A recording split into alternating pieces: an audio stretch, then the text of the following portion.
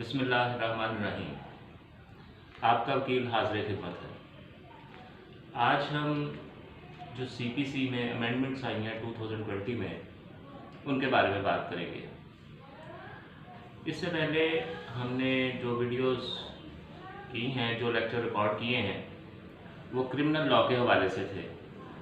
आज हम सिविल की तरफ आए हैं। शुरू करेंगे हम अमेंडमेंट से, और with the passage of time हम सीपीसी या दूसरे सिविल लॉज जो हैं उनको डिस्कस किया करेंगे। लेकिन सबसे पहले जो मुझे नज़र आया इसमें वो सीपीसी की अमेंडमेंट्स के बारे में था कि इनको डिस्कस किया जाए। तो आज हम इसमें जो अमेंडमेंट्स हैं उनको इस तरह से देखेंगे। सबसे पहले जो है इसको हम कहते हैं code of civil procedure Punjab amendment act 2020। इसको देखने जा रहे हैं हमने कि कितनी अमेंडमेंट्स इसमें टोटल हैं, और स्टेप बाय स्टेप एक एक अमेंडमेंट जो है उसको हम डिस्कस करेंगे और फिर उसके बाद आगे चलते जाएंगे। इसका जो सेक्शन 3 है वो है हायरार्की ऑफ कोर्ट्स के बारे में, कि हायरार्की ऑफ कोर्ट्स क्या है, यानी कोर्ट्स की दर्जाबंदी क्या है। तो इसमें जो अमेंडमेंट आई है उसके मुताबिक है, for the purpose of this code the hierarchy of civil courts shall be the same as provided in the Punjab Civil Courts Ordinance 1962। अब जो पंजाब सिविल कोर्ट्स ऑर्डिनेंस 1962 है वो क्या था, उसमें उन्होंने हायरार्की कुछ इस तरह से दी हुई थी कि सबसे पहले डिस्ट्रिक्ट जज यानी डिस्ट्रिक्ट कोर्ट, डिस्ट्रिक्ट जज है, फिर उसके बाद एडिशनल डिस्ट्रिक्ट जज है, एडिशनल डिस्ट्रिक्ट कोर्ट्स हैं, और उसके बाद सिविल कोर्ट्स हैं। तो यही हायरार्की जो है ये इसमें अब होगी, यानी सेक्शन 3 में ये अमेंडमेंट्स आई। अब उसके बाद सेक्शन 26 है, ये बड़ी इंपॉर्टेंट अमेंडमेंट है। और इसमें इससे पहले जो सेक्शन 26 था वो कुछ इस तरह से था कि institution of suits through plaint, यहाँ तक तो ठीक हो गया। यानी ये जो था ये इस तरह से था कि every suit shall be instituted by presentation of plaint in such manner as may be prescribed. यानी जो सूट है, एवरी सूट यानी जो भी दावा दायर किया जाएगा वो प्लेंट एक पेश की जाएगी, प्लेंट की सूरत में जाएगा। यहां तक था सिर्फ ये पीछे, इससे पहले सीपीसी में। अब ये अगर इसको 26 जो है, सेक्शन 26 जो है, इसका सेक्शन 1 तो ये हो गया जो कि ऑलरेडी मौजूद था उसमें, कि every suit shall be instituted by the presentation of plaint in such manner as may be prescribed. यहाँ पे आके एंड हो जाता था। उसके बाद इसका सब सेक्शन 2 जो है वो ऐड किया गया है, और वो कुछ इस तरह से बताता है कि plaintiff shall file as many copies of plaint and accompanying document with the plaint as there are defendants to the suit to be sent with summons. यानी सब सेक्शन 2 ये कहता है कि प्लेंटिफ प्लेंट की इतनी कॉपियां साथ देगा, जब दावा दायर करना है, जब प्लेंट जाएगी तो उतनी कॉपियां होंगी और उतने ही साथ डॉक्यूमेंट होंगे जो साथ एनेक्स किए गए हैं, ताकि वो समन्स के साथ भेजे जा सकें। जितने डिफेंडेंट्स हैं सूट्स में, जितने डिफेंडेंट्स हैं, पार्टी बनाए गए हैं, उनको समन्स के साथ भेजने के लिए उतनी कॉपियां साथ होंगी।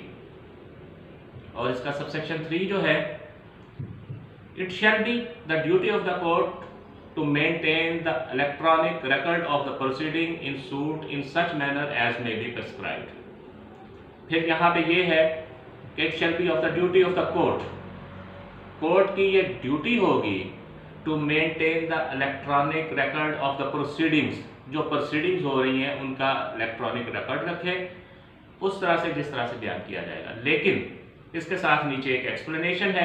एक्सप्लेनेशन ये कहती है, क्योंकि जब हम इसके अमेंडमेंट्स को शुरू करते हैं तो वहाँ पे जहाँ पे ये आता है कि it shall come into force at once, वहाँ पे प्रोवाइजो दिया गया है कि ये जो इलेक्ट्रॉनिक रिकॉर्ड वाला है ये फौरी तौर पे कम इनटू फोर्स नहीं होगा, ये अमल में हद तक में नहीं आएगा, ये उस वक्त आएगा जब ऑफिशियल गजट में इसके बारे में अनाउंस किया जाएगा, गवर्नमेंट इसको अनाउंस करेगी। तो जो सेक्शन 26 है वो जब शुरू होता है और उसमें कहा जाता है कि हर सूट जो है वो प्रेजेंटेशन ऑफ प्लेंट में होगा इन सच अ मैनर एज में बी प्रिस्क्राइब्ड, और फिर उसके बाद सब सेक्शन 2 ये कहता है कि इतनी प्लेंट के साथ और कॉपीज लगेंगी डॉक्यूमेंट की जितने डिफेंडेंट्स हैं, ताकि उनको समन के साथ भेजा जा सके। फॉर एग्जाम्पल प्लेंटिफ एक है, उसने केस फाइल किया in the shape of plaint, तो अगर डिफेंडेंट 3 है तो 3 कॉपियां उसके साथ लगेंगी ताकि वो समझ के साथ भेजी जा सके। ये हो गया 26। अब इसके साथ एक सेक्शन 26A भी है, यानी ए जो ऐड किया गया है, पहले सिर्फ सेक्शन 26 था, फिर उसके साथ 26A ऐड किया गया है।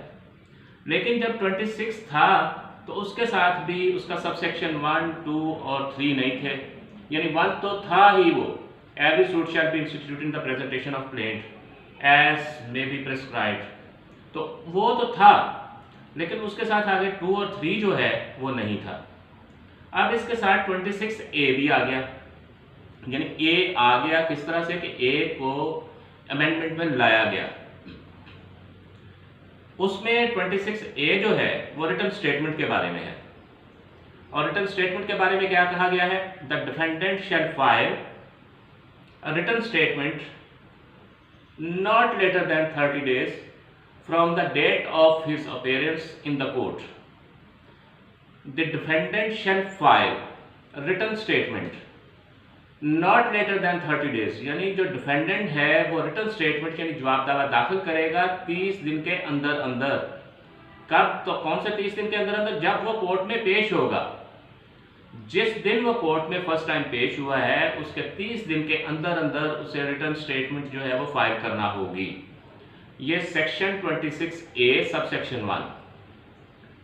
सबसेक्शन 2 क्या कहता है, the defendant shall provide additional copies of written statement and of documents annexed therewith for each of the parties and for the court। ये बड़ा इंपॉर्टेंट है। इसमें ऊपर उन्होंने कहा था सेक्शन 26 में कि जब सूट फाइल किया जाएगा तो प्लेंट के साथ जो डॉक्यूमेंट एनेक्स्ड हैं वो उतनी कॉपियां दी जाएंगी जितने के डिफेंडेंट्स हैं। अब यहां पे ये है कि जब रिटन स्टेटमेंट फाइल की जाएगी और उसकी परमिशन है विदिन 30 डेज, तो जब रिटन स्टेटमेंट फाइल की जाएगी तो जो डिफेंडेंट है वो उतनी कॉपीज रिटन स्टेटमेंट की देगा और उन डॉक्यूमेंट्स की उसके साथ हैं जो हैं जितनी के पार्टीज हैं। अब पार्टीज से मतलब यहाँ पे सिर्फ ये नहीं है कि जितने प्लेंटिफ हैं या जितने डिफेंडेंट हैं, यानी जितने प्लेंटिफ हैं और जितने ही डिफेंडेंट हैं उन दोनों के बराबर। यानी अगर एक प्लेंटिफ है या दो प्लेंटिफ है फॉर एग्जांपल और 3 डिफेंडेंट हैं, तो एक डिफेंडेंट जो है वो रिटन स्टेटमेंट दे रहा है तो बाकी 2 डिफेंडेंट रह गए और 2 जो हैं प्लेंटिफ है तो 4 कॉपीज होंगी और एक कॉपी जो है कोर्ट के लिए भी होगी, यानी 5 कॉपीज जाएंगी। इसका मतलब ये है कि डिफेंडेंट अगर 3 डिफेंडेंट हैं और उन तीनों को एक काउंसिल एंगेज करता है फिर तो कॉपीज एक, क्योंकि सबका स्टांस जो है एक होगा, डिफरेंट नहीं होगा। लेकिन अगर तीनों मुख्तलिफ करते हैं तो हर एक को उसी के मुताबिक जो है रिटन स्टेटमेंट के साथ डॉक्यूमेंट और उतनी ही रिटन स्टेटमेंट जमा करवानी पड़ेगी। अब उसका सबसेक्शन 3 जो है वो क्या कहता है, सबसेक्शन 3 ये कहता है कि if the defendant fails to file written statement within the time frame provided under subsection 1, the court shall close the right to defend the case। अगर वो जो 30 डेज का टाइम दिया गया है उसके दरमियान डिफेंडेंट जो है विदिन 30 डेज रिटन स्टेटमेंट देने में नाकाम हो जाता है उन 30 डेज में, तो जो कोर्ट है उसका डिफेंड करने का, जो केस को डिफेंड करने का राइट है वो जो है वो क्लोज कर देगी। यानी अब ये जो अमेंडमेंट्स को हमने देखा है 26 और 26A, इसमें रिटर्न स्टेटमेंट और प्लेंट, यानी पहले प्लेंट के बारे में है फिर रिटर्न स्टेटमेंट के बारे में है कि जब आप प्लेंट फाइल करेंगे तो उसके साथ कितनी कॉपियां और डॉक्यूमेंट्स कितने लगने हैं, यानी पूरे के पूरे जो रिकॉर्ड के मुताबिक जिन पे उसका रिलायंस है वो डॉक्यूमेंट लगा दिए, उन डॉक्यूमेंट की कॉपियां, और फिर वो जो उसकी सूट है यानी जो प्लेंट है वो साथ कोर्ट में जमा करवा दी जाएगी उनकी तादाद के मुताबिक, और साथ इलेक्ट्रॉनिक रिकॉर्ड जो है उसके बारे में बात की है। जो 26A है वो रिटर्न स्टेटमेंट के बारे में है, और रिटर्न स्टेटमेंट के लिए जो क्रक्स देखा जाए तो 30 डेज का टाइम है फर्स्ट अपीयरेंस से, और फिर उसके बाद उतनी ही कॉपियां जितनी पार्टीज हैं, और अगर वो उतने दिन में रिटर्न स्टेटमेंट जो है वो सबमिट करवाने में 30 डेज में नाकाम रहता है तो उसका जो डिफेंड करने का राइट है वो क्लोज कर दिया जाएगा, उसको डिफेंस का मौका नहीं मिलेगा। ये हमने दो चीज़ें देखी हैं। अब नेक्स्ट जो है इसका देखते हैं कि आगे क्या प्रोसीजर है।